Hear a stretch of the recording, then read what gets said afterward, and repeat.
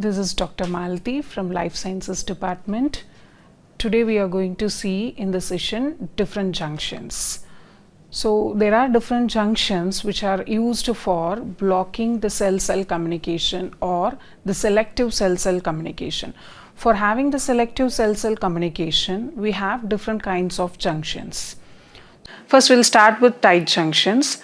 The epithelial cells which line stomach, intestine, urinary bladder will have tight junctions because these parts which include stomach, intestine, urinary bladder will encounter different toxic substances and harsher conditions.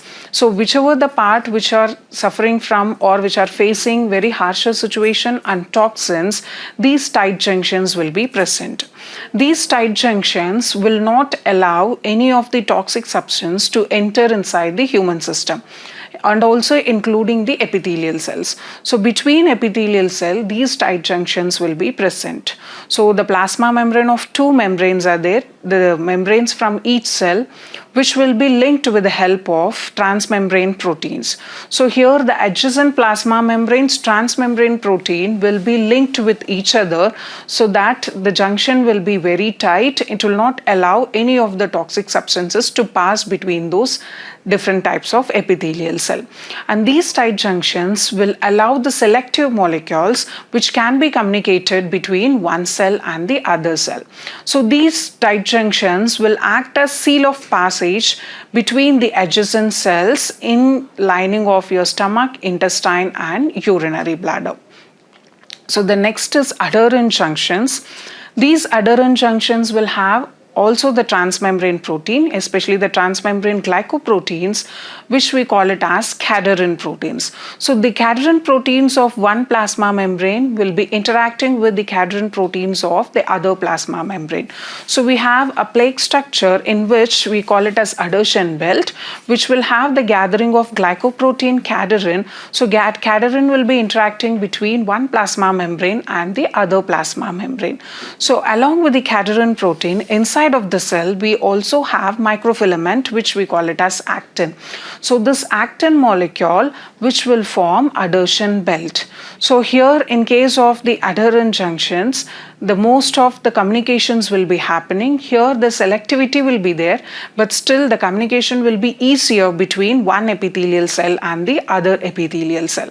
And here the cadherin transmembrane glycoprotein will be interacting with the microfilament actin inside of the cell.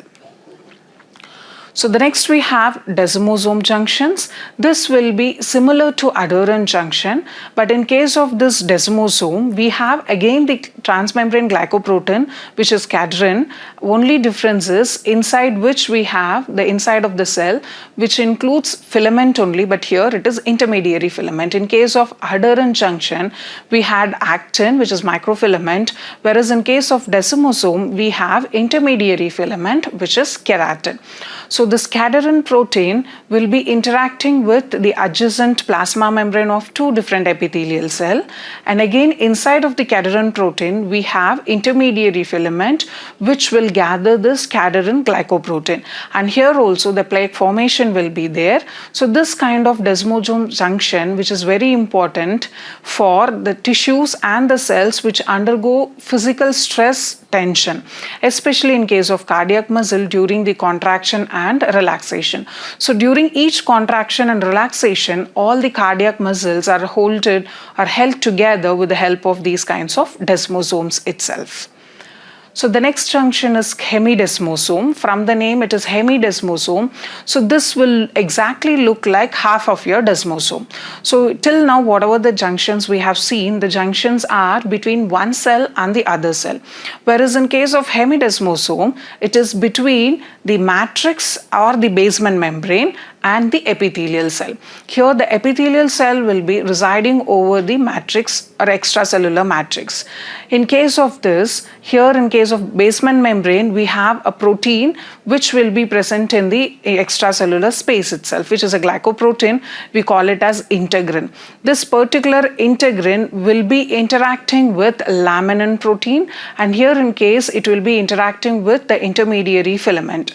So this particular integrin will be interacting interacting with the extracellular space membrane protein, and in case of the epithelial cell, these kinds of integrin will have the interaction with intermediary filament protein, which is keratin protein.